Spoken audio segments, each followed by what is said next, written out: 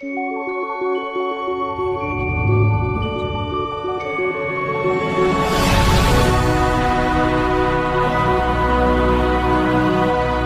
साल बाद रात के करीब 12 बजे मुंबई। एक लड़की जिसने ब्लैक हुडी और ब्लैक जीन्स पहन रखी थी और मास्क लगा रखा था, सिर्फ उसकी आंखें दिख रही थी जो ग्रे थी। वो एक स्लम एरिया में घूम रही थी। घूमते घूमते वो एक जगह आकर रुक जाती है। सामने एक झोपड़ी सा घर बना हुआ था जो बहुत पुराना था। वो लड़की उस घर को देखकर मुस्कुराती है।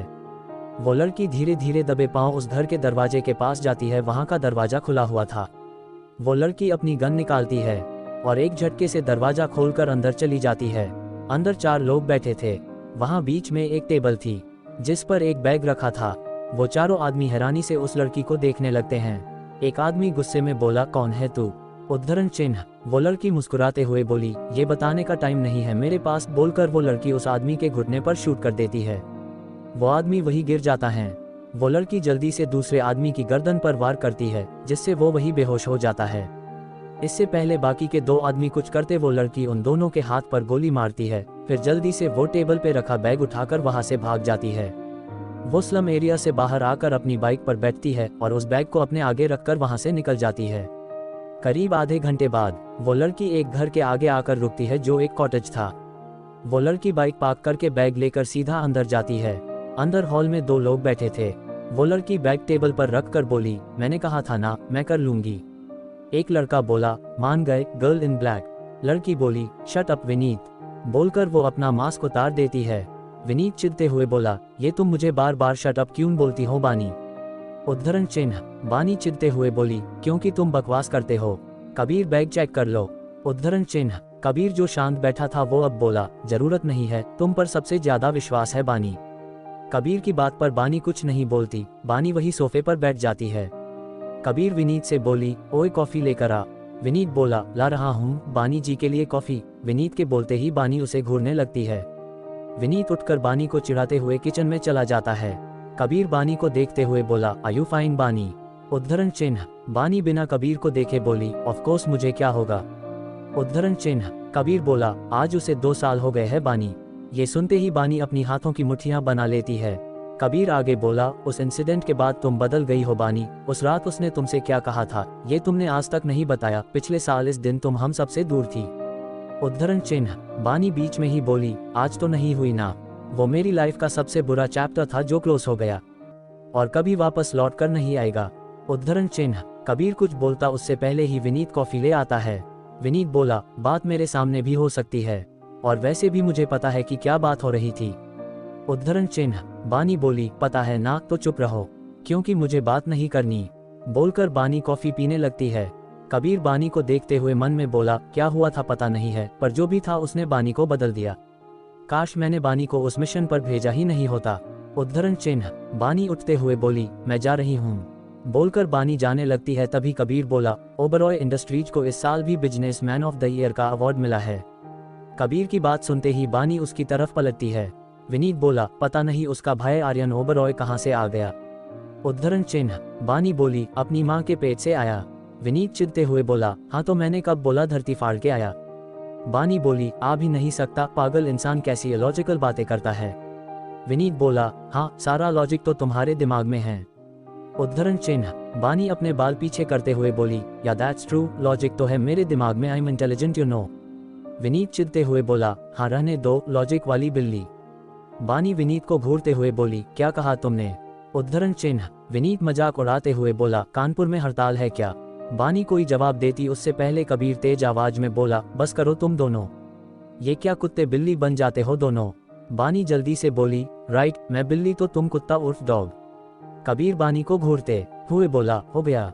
उद्धरण चिन्ह। बानी कबीर को देखते हुए बोली, हाँ। कबीर बोला, पिछले 2 सालों से।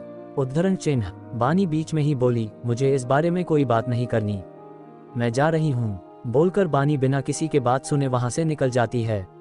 विनीत सीरियस होकर बोला, ये कभी ओबरॉय से रिलेटेड कोई बात क्यों नहीं सुनती? उद्धरण चिन्ह। कबीर गहरी सांस लेकर बोला, पता नहीं। उद्धरण चिन्ह। बानी जल्दी से अपने घर पहुंचती है और दबे कदमों से अपने रूम में पहुंचकर अपने कपड़े चेंज करके सो जाती है। एक अंधेरी जगह पर रेयांश बानी को देखते हुए बोला, तुम खुद पर से मेरी छाप कभी नहीं मिटा पाओगी। तुम्हारे जिस्म के साथ तुम्हारे दिमाग और दिल पर भी मैंने अपनी छाप छोड़ी है, बोलकर रेयांश पागलों की तरह हंसने लगता है। फिर रुककर डेविल स्माइल करते हुए बोला, दुआ करना कि मैं मर जाऊं, क्योंकि अगर बच गया तो तुम्हें नहीं छोड़ूंगा बेबी। इसी के साथ रेयांश पानी में गिर जाता है। बानी चिल्लाते हुए आ। बानी बेड पर बैठी गहरी सांसें ले रही थी। वो कांप रही थी। बानी खुद से बोली, रिलैक्स बानी, वो नहीं है और ना ही वापस आएगा। हाँ नहीं आएगा, वो मर चुका है। रेयांश ओबरॉय मर चुका है। रिलैक्स। थोड़ी देर में बानी खुद को कंट्रोल करके बेड से उठती है और अपने रूम से निकलकर साइड वाले रूम में जाती है। ये रूम छोटा सा था। बानी लाइट्स ऑन करती है और सामने देखने लगती है। उस रूम में हर तरफ ओबरॉय इंडस्ट्रीज से रिलेटेड खबरें थीं। बानी टेबल पे रखा न्यूज़पेपर उठाती है जिसपे अवार्ड फंक्शन की फोटो थी। उसमें आर्यन ओबरॉय अवार्ड ले रहा था। बानी वो फोटो कट करती है और सामने दीवार पर लगा देती है। बानी उस फोटो को घूरते हुए बोली, आर्यन ओबरॉय जो हमेशा अपने स्कैंडल्स के लिए जाना जाता था, वो अचानक ओबरॉय इंडस्ट्रीज संभालने लगा। बाकी की फैमिली कभी सामने नहीं आई। पहले मेरा मिशन सिर्फ तुम्हारी लंदन वाली डील रोकना था, लेकिन मुझे तुम्हें मारना पड़ा और अब मैं तुम्हारा ये बिजनेस खत्म करना चाहती हूँ। उद्धरण चिन्ह। फिर चारों तरफ देखकर बोली, ऐसा क्यों लगता है कि कुछ गड़बड़ है? जैसा दिख रहा वैसा है नहीं। 2 सालों से ये सब कर रही हूँ, फिर भी कुछ हाथ नहीं लगता, लेकिन मैं हार नहीं मानूंगी। बिल्कुल नहीं, बोलकर बानी उस रूम से बाहर जाकर उसके गेट पर ताला लगा दिया और उस रूम से बाहर चली गई। बानी नहाकर ड्रेसिंग टेबल के सामने खड़ी होकर अपने बाल सुखाती है। बानी ने blue jeans, white crop top, उसके ऊपर ब्लू डेनिम जैकेट पहना था। बानी अपने बालों का पोनीटेल बनाती है और आंखों में काजल लगाकर फिर शूज पहनकर नीचे जाती है। नीचे अपनी मम्मा और सोमांश को देखकर बानी के चेहरे पर स्माइल आ जाती है। बानी नीचे जाकर खाने के लिए चेयर पर बैठ जाती है। बानी मुस्कुराते हुए बोली, गुड मॉर्निंग मम्मा एंड बंदर। उद्धरण चिन्ह। प्रिया बोली, गुड मॉर्निंग बानी। उद्धरण चिन्ह। सोमांश बानी को देखते हुए बोला, वर्स्ट मॉर्निंग बंदर की बहन। ये सुनते ही बानी की मुस्कुराहट गायब हो जाती है। उसे रेयांश का मॉर्निंग विश याद आ जाता है। बानी सोमांश को घूरते हुए बोली, अगली बार अगर वर्स्ट मॉर्निंग कहा ना तो तेरी पॉकेट मनी बंद। उद्धरण चिन्ह। सोमांश नकली हंसी हंसते हुए बोला, अरे दी, मैं तो मजाक कर रहा था, आपने तो सीरियसली ले लिया। उद्धरण चिन्ह। बानी सोमांश को इग्नोर करके अपनी माँ प्रिया से बोली, मम्मा मैं कैफे जा रही हूँ। प्रिया बोली, बानी खाना तो खा लो। उद्धरण चिन्ह। बानी बोली, मेरा मूड नहीं है, बोलकर बानी घर से निकल गई। बानी अपनी बाइक पे बैठकर कैफे के लिए निकल गई। थोड़ी देर बाद बानी अपनी बाइक एक कैफे के आगे रोकी। वो कैफे दिखने में बहुत खूबसूरत था। उसका नाम गोल्डन स्काई कैफे था। बानी अपनी बाइक पार्क करके अंदर जाती है। बानी के अंदर जाते ही एक लड़की उसके सामने आती है। बानी बोली, क्या हुआ रिया? उद्धरण चिन्ह। रिया बोली, मैम आज के इवेंट की तैयारी हो गई है, वो कपल आने वाले हैं। उद्धरण चिन्ह। बानी बोली, ओके, बोलकर बानी अपने कैबिन में चली गई। ये कैफे बानी का था। पिछले 1.5 साल से बानी इस कैफे को चला रही थी। क्या रेयांश सच में खत्म हो गया है? क्या कहा था रेयांश ने बानी से पानी में गिरते